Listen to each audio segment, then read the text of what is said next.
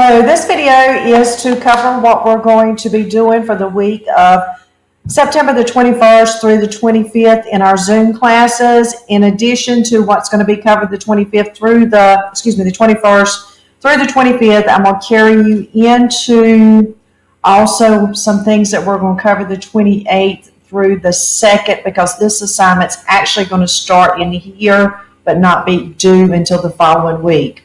So the first assignment that I'm going to cover with you is the partnership project assignment. So let's go ahead and open this up, and I want you to notice that there are two different pages. So let's start at the top.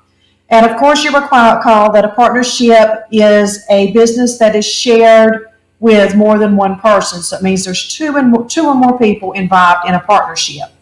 And it tells you here that you're going to choose a partner. So if you were in the Zoom session, what we're going to do is we're going to select partners within the Zoom session to be able to complete this activity together during class. If you are not in the Zoom session, you will have to get a partner either by using a parent, a sibling, grandparent, friend, somebody that is willing to discuss this with you, and you come up with the answers based on the business that you select below.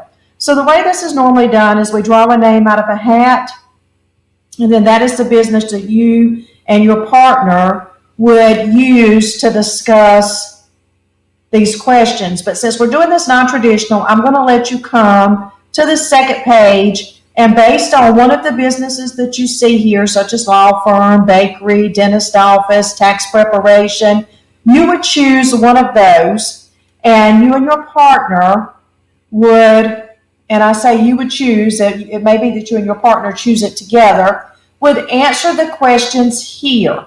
The one that begins with what kind of products or business services would you sell? So you start here, you're going to answer this with your partner, answer this, so you've got to come up with a name. Who will buy your products or services? And it states here adults, teens, etc. The answer is not everyone. The answer is not adults. What it's asking you here is who is your target market? And we have not covered that. That's one of the things that we'll cover in the class. Who is your target market? So you need to be a little more, oops, I hit some button that I did not mean to hit.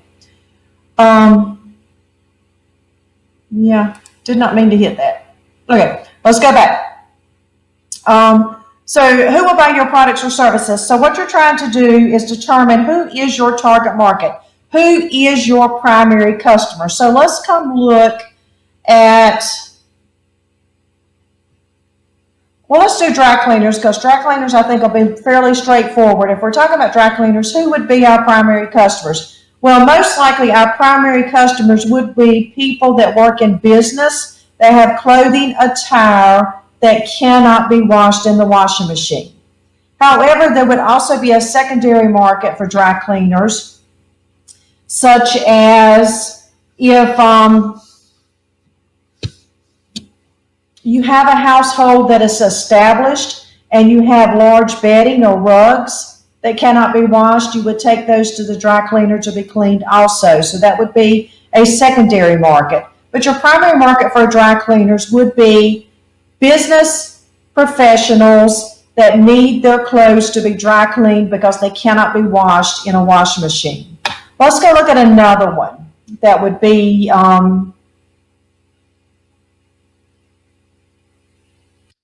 okay, let's look at hair salon. So hair salon could fall under everyone because everyone gets their hair cut. However, that's not the answer we're looking for, because hair salons are generally specific to a target market.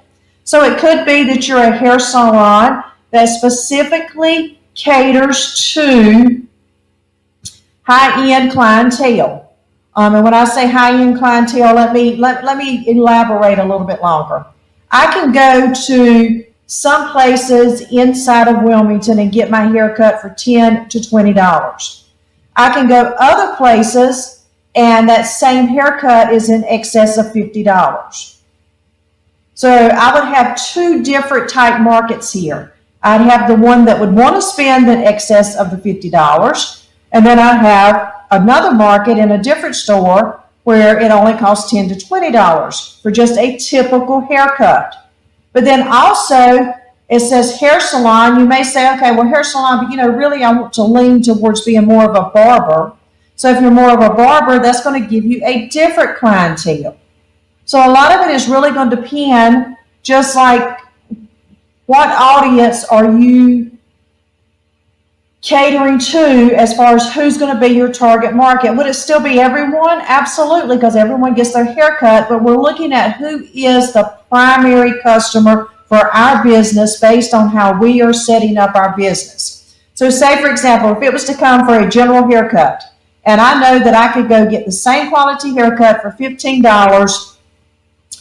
5 miles down the street versus going right around the block and getting a $50 haircut, I am going to drive 5 miles down the street and I'm going to get the $15 haircut if it's of the same quality versus paying the $50, because it justifies me doing that because it costs less, even with the cost of gasoline, time, and wear and tear on my vehicle. So going back to hair salon, if you were to take a hair salon, you need to think of who's going to be your target customer. It could even be geared towards just a salon for children. It could be geared for a salon primarily for females. It could be geared for a salon towards ethnic hair and hair care needs. So there's a lot of different things that you can focus on as far as your target market. So coming back up here where it asks you, who will buy your products and services? In the case of a hair salon, absolutely, everyone. But the reality is no, it's not going to be everyone. It's going to be who you are appealing to, which market are you focusing on. And then it's going to ask you, where will your business be located? In a home, a shopping mall, on the internet, or a shopping center? So think of a place that you feel would be a good place for your business to be. So obviously, if you are a YouTuber, it's going to be in your home. If you are a hair salon, you most likely would want to be in a shopping center. Now, you could be in a shopping mall, but it probably would be more expensive and less. I could be wrong in what I'm saying, but I see more hair salons in a shopping center because it's a lot easier to get in and out. Whereas when you go to the mall, you're specifically looking to shop, not to get a haircut. But in a shopping center, it'd be easy for you to swing in, get out, go get your hair cut, get your hair done, and come back out without having to go through a shopping mall. Am I telling you that's the best location? Not necessarily. It depends on you and what your partner decides. Then you're going to go into the next one, which skills will you bring in the partnership? And that would be if one of you has stronger math skills, if one of you is more creative. You got a lot of different factors that you need to consider, and it's really going to be based on your business. And it could be that you both feel you're equally strong in math, and you would say, okay, we're both bringing strong math skills, or we're both bringing really strong kitchen skills because we're starting a bakery and we've both had experience at the same level. And then how will you advertise your products? And in advertising your products, you need to think, what is going to be best for my business as far as advertising? So now advertising costs a lot of money. And I'm not telling you in this assignment to think of what can you afford. I'm asking you what would be best for your business. Would it be best for your business if you advertise on radio, social media, television, magazines? A lot of it's going to depend on your business. So it's not asking you how much will you spend based on the money you have. It's asking you how will you advertise your products. So I want you to think what is the best way without taking money in consideration, because later in this class we will have to take money into consideration. And then after you've answered all of the questions that are in black, I've purposely made these a different colors so they would stand out and you would remember this is to be answered without you and your partner together. Because if you notice here, it says, after discussing the question with your partner, consider the following in a class discussion. So in this, I'm still asking for you to answer them so we have something already in place to discuss as a class. So with that being said, because some of you are not in the Zoom session, you still need to answer these questions. And then once you've answered both the top and the bottom questions, you'll need to submit this inside of Google Classroom for grading. And from there, I'm going to go into our next assignment that's going to release this week. And this is famous corporations. So I already have famous corporations pulled up, and I'm going to show it to you. And what famous corporations is, we still need to cover this inside of our note taking. So even though you do not see it in our note taking right now on our Zoom class, we will be covering famous corporations. It's already in Google Classroom for those of you that have not been attending the Zoom classes. Inside of Google Classroom is the complete video covering all 4 types of businesses that you are supposed to use for taking your notes. So we will cover corporations as the 3rd type of business inside of our Zoom classroom, which will open up into our famous corporations assignment. And your instructions here tell you to complete the chart by researching corporations using the Hoovers website at hoovers.com. I am going to tell you every time in class somebody ends up on the vacuum cleaner site, this is not the same Hoovers. So what we're going to do is we're going to do the first one together. So if you look here in our first column, it shows the ticker symbol. And what the ticker symbol is that company's symbol on the stock for the stock market. So this is their symbol for trading. And we're going to go through, we're going to look up the ticker symbol for this, and I'm sure you can already tell what company this is going to be. So since I'm sure you can already tell, I'm going to at least go ahead and write it out. But then I'm going to transition over to Hoovers, which I already have up. Hoovers is going to come up when you type it in. Matter of fact, I'm going to type it in again just so you can see. And also when I say type it in, you can copy and paste. Make sure you're definitely putting 2 O's in there. It's Hoovers. And if it does the way it does in the past, you are going to have to type the entire web address, meaning you're going to have to type the entire thing beginning with www.hoovers.com in order for it to pull up this website here. So when it pulls up this website here, you'll know you're in the right place. And so I'm going to go back one more time and let you see the ticker symbol is MSFT. So I'm going to come right here where it says search for companies and click on it, and it's going to activate this search bar. So I'm going to type in MSFT, and I'm going to do a search. And it's going to pull up results based on that ticker symbol. And we see Microsoft Corporation. And so our next was to find out where it ranked on the Fortune 500. Well, if memory serves me correctly, it no longer shows this on this website. So what you're going to have to do is you're going to have to skip that section. And I will show you where you can pull up the Fortune 500 information, because it did used to show this information on this website, but we've had to start doing this a different way. Now, some of them every once in a while, actually, let's make this easy. If it shows up with the Fortune 1000, I'm going to change that worksheet to where it says Fortune 500 or the Fortune 1000. So we can leave it open either way. So it is ranked as number 21. So I am going to come here and I'm going to do this as number 21. Then it's asking for sales last year. So we're going to go back and we're going to find the sales from last year. So in finding the sales from last year, I'm going to click on financial statements and I'm going to see what is inside of financial statements.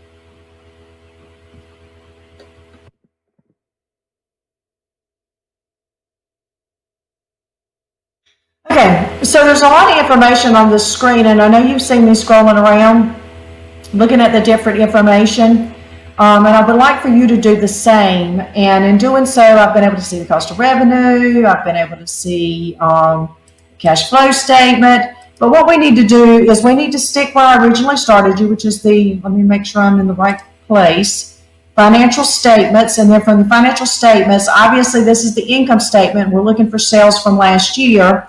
And here's our trend line. But one of the things that I really noticed in while I was looking is they've had a 13.65% growth.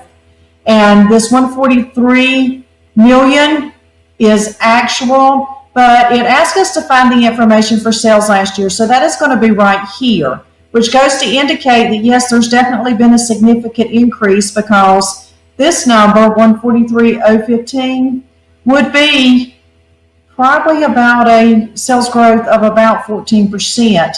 So the number that we need is 125,843. So I'm going to come over here and write this, 125,843, and I'm going to put in because this is in millions. This is not in thousands. That is for million. And then the next thing that it asks us is to find the product or service offered. Well, we've got a small block here, so I need to come back and I need to find out exactly what product do they offer. And what they offer is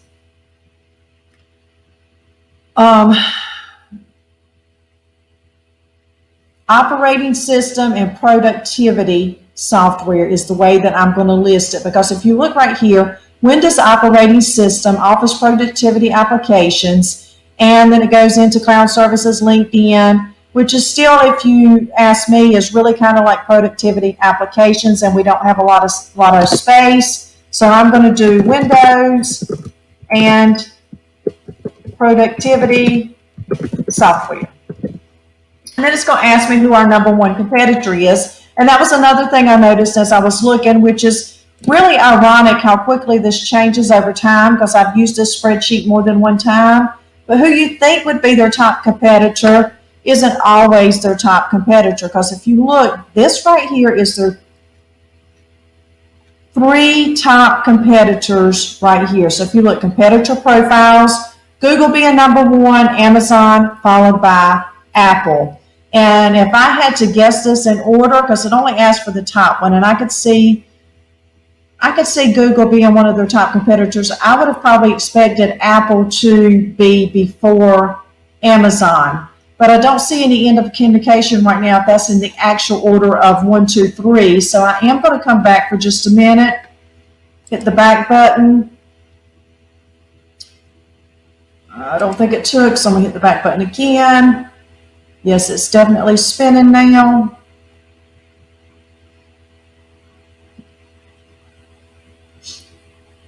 And it did take it that first time, but for some reason it was not showing the spinning. So let's go back in and make sure.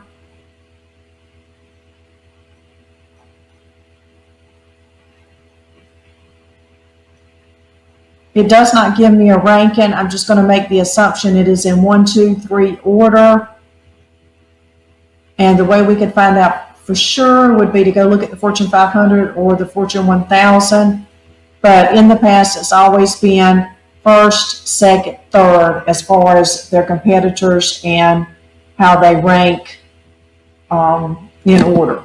So we are going to place Google here, and we've completed the first one. Now I'm going to go ahead into the second one, but I am not going to complete the second one with you, but I do want you to see it's KO. So I'm going to type in KO because this is a really odd one that you would not be expecting this to be the results unless you were familiar with it. So when I come in here and I pull up KO, it is the Coca-Cola Company. So even though it appears it should be this one, since this is KO, it really is the Coca-Cola Company. So you're going to do the same thing with the Coca-Cola Company. You're going to write it down. In addition to writing it down, you'll come into their financial statements. You'll get the revenue. You'll get the competitors, so forth and so on. So if you're looking for their revenue is right here. And once again, that is in millions. So let's go back and we're going to go on down and get all 7 of them done. And then when you have completed all 7 of them, it's going to ask you, after completing the chart, please list the characteristics of a corporation on the lines below. Well, I can tell you already where you can get that information from. That is in your Cornell notes that you have done as part of the class assignment. So if you've been in Zoom, you know exactly what I'm referring to because we will be doing it this week as we work on famous corporations. If you have not been in Zoom, it's going to be in the video that you were to watch and take notes associated with the PowerPoint. So if you have not done that yet, you need to get that completed so you can answer the question here at the bottom. After completing the chart, please list the characteristics of a corporation on the lines below. But to help you out a little bit, because I do realize there's a lot of information coming at you, one of the things about a corporation is that it has many owners. So I have given you one of several. I'm going to ask you to list at least 4. So that leaves you 3 more that you need to respond to. Now I'm going to go into the next assignment inside of our Google Classroom. Oops, hit the wrong button. Okay, so in our Google Classroom, we have Kahoot that we're going to do as a review, but the next assignment that we need to go ahead and get started on is our project partnership flyer. And